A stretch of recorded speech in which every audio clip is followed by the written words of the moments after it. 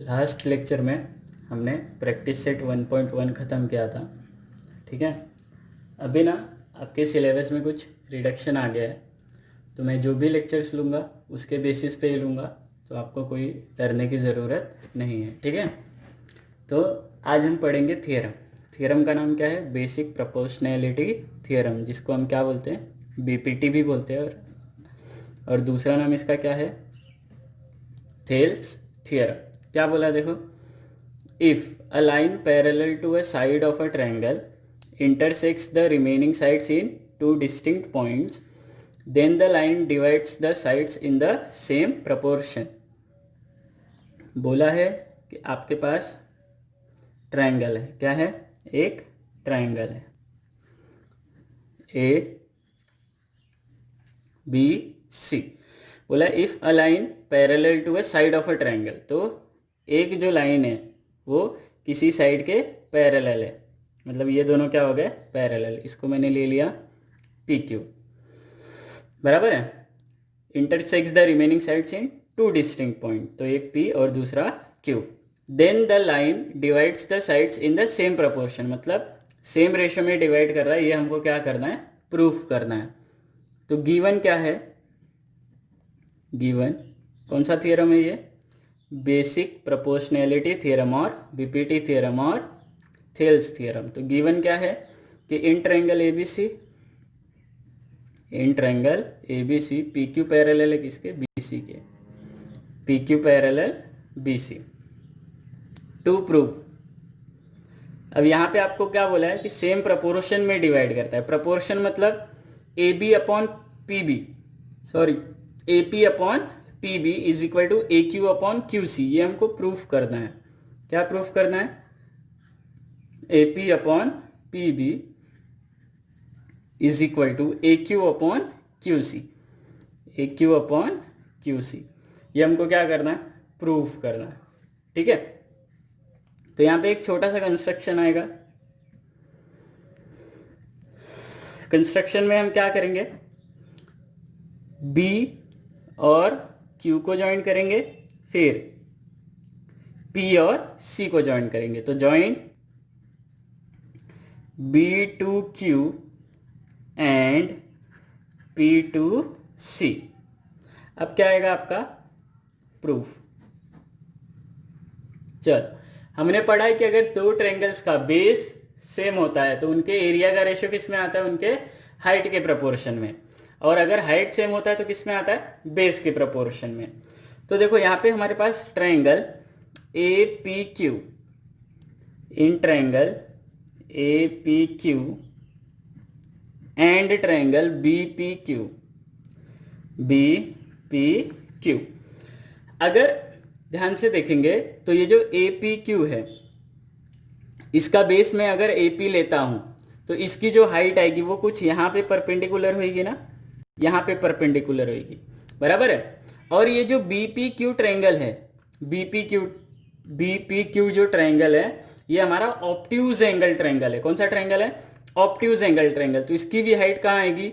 यही वाली आएगी ना, जो मैंने यहाँ पे देखो हल्की सी ड्रॉ की है, यही वाली आएगी। मतलब दोनों का हाइट क्या है? सेम है। मतलब इनके एरिया का रेशियो क्या होएगा? Area of triangle A P Q upon area of triangle B P Q, B P Q क्या होएगा? इनके बेस के प्रपोर्शन में आएगा A P upon P B. क्या होएगा? A P upon P B. इसको लिया इक्वेशन 1। रीजन क्या आएगा? Area proportionate, area proportionate to basis, क्योंकि इनकी हाइट्स क्या है? इक्वल। इनकी हाइट्स क्या है? इक्वल। तो क्या आएगा? Area proportionate to basis. यहां तक आया। अब ये वाला ट्रायंगल, अब हमको क्या चाहिए? A Q upon Q C चाहिए हमको। A P upon P B मिल गया, अब A Q upon Q C चाहिए। तो इस बार भी हम ए पी क्यू और सी क्यू पी, ये दो ट्रायंगल लेंगे। तो in triangle A P Q, in triangle A P Q and triangle C Q P, and triangle C Q P, बराबर है। तो क्या होएगा, area of triangle A P Q upon area of triangle C Q P is equal to क्या हो जाएगा, बोलो, A Q upon Q C. क्या हो गया, A Q upon Q C. ये बना मेरा इक्वेशन 2। इसका भी रीजन क्या आएगा, area proportionate to basis, area proportionate to basis. अब मुझे इक्वेशन 1 और इक्वेशन 2 मिल गया है। इसका जो RHS है, अगर इसको मैं इक्वल बता दूं तो हो जाएगा ना, मतलब ये और ये, इन दोनों को मैं डायरेक्ट लिख दूं तो मुझे ये मिल जाएगा। लेकिन इन दोनों को मैं डायरेक्ट नहीं लिख सकता। इन दोनों को इक्वल बताने के लिए मुझे क्या करना होगा, इनका जो LHS है उसको भी क्या बताना पड़ेगा, इक्वल। उसको क्या बताना पड़ेगा, इक्वल। अब देखो, इनका जो LHS है, इसका जो न्यूमरेटर है, दोनों का जो न्यूमरेटर है वो सेम है, एरिया ऑफ ट्रायंगल APQ। यहाँ भी एरिया ऑफ ट्रायंगल APQ। लेकिन जो डिनोमिनेटर है दोनों का वो अलग अलग है। यहाँ पे ट्रायंगल BPQ है, यहाँ पे ट्रायंगल CPQ है। तो अगर हम BPQ और CQP इन दोनों का एरिया इक्वल बता दे तो ये LHS जो है ये इक्वल हो जाएगा ना। अब यहाँ पे ध्यान से देखो, PQ पैरेलल बोला है किसके, PQ पैरेलल बोला है BC के। ये इंफॉर्मेशन गिवन है। तो ध्यान से देखो, triangle BPQ and triangle CQP, ध्यान से देखना, BPQ और CQP दोनों का अगर मैं बेस क्या लेता हूं, PQ, बेस क्या लूंगा, PQ। Triangle BPQ and CQP have common base PQ। Common base क्या है, PQ। और ये दोनों बिटवीन सेम पैरेलल है ना, बिटवीन सेम पैरेलल है मतलब हाइट इक्वल होगी। बेस अगर मैंने PQ लिया है और बिटवीन सेम पैरेलल है तो हाइट इक्वल होगी। And between same parallel PQ parallel BC। अब मैंने आपको बताया था 3 या 4 कंडीशन मैंने आपको बताए थे। क्या था, पहला कंडीशन कि जब दो ट्रायंगल दोनों का बेस और हाइट कुछ भी कॉमन नहीं होगा तो उनके एरिया का रेशियो उनके करस्पॉन्डिंग बेस और हाइट के प्रोडक्ट के रेशियो के इक्वल होएगा। और अगर हाइट इक्वल है तो बेस के प्रपोर्शन में आएगा, बेस इक्वल है तो हाइट के प्रपोर्शन में आएगा। और आखिरी जो क्राइटेरिया थी कि हाइट और बेस अगर दोनों इक्वल है तो किसके प्रपोर्शन में आएगा, प्रपोर्शन में नहीं आएगा, उनका एरिया क्या होएगा, इक्वल। तो यहाँ पे भी क्या होएगा, देखो बेस कॉमन है और बिटवीन सेम पैरेलल है तो इनका एरिया भी क्या होएगा, इक्वल। मतलब area of triangle BPQ is equal to area of triangle CQP। ये बना मेरा इक्वेशन 3। अब इक्वेशन 3 से क्या होएगा कि ये दो LHS है ये इक्वल हो जाएगा। मतलब area of triangle APQ upon area of triangle BPQ is equal to area of triangle APQ upon area of triangle CQP। कहाँ से आया, फ्रॉम 1, 2 एंड 3। कहाँ से आया, फ्रॉम 1, 2 एंड 3। तो देयरफॉर क्या हो गया, AP upon PB is equal to AQ upon QC is equal to AQ upon QC। तो ये क्या हो गया, hence proved.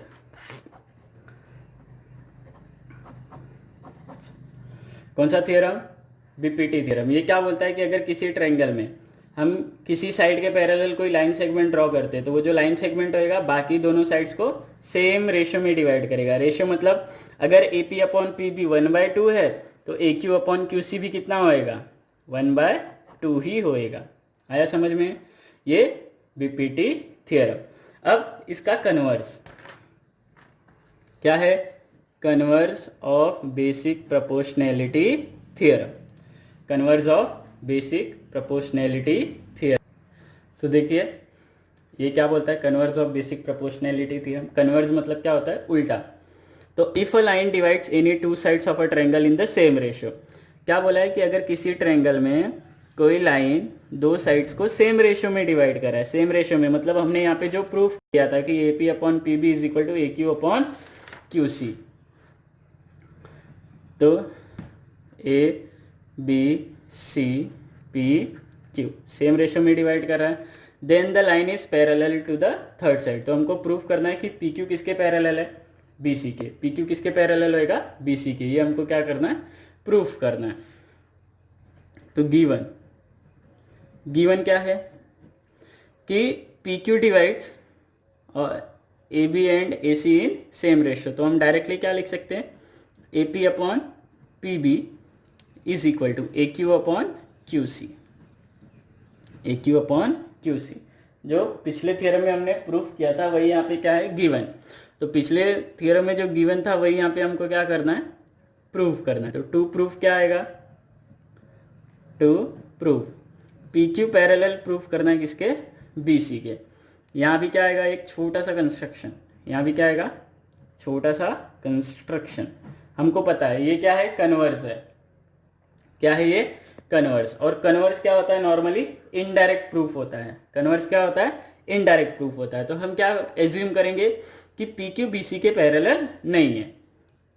Late us assume that P Q is not parallel, P Q is not parallel to B C. क्या assume कर लिया हमने, जो हमको प्रूफ करने बोला था कि पी क्यू बी सी के पैरेलल है, तो हमने क्या एज्यूम कर लिया कि पी क्यू बी सी के पैरेलल है ही नहीं। अब हम एक नई लाइन ड्रॉ करेंगे। तो ड्रॉ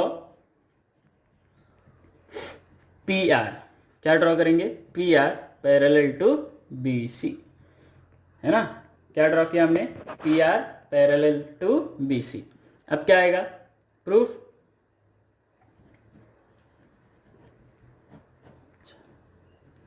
तो गिवन है वो लिखते पहले, क्या गिवन है,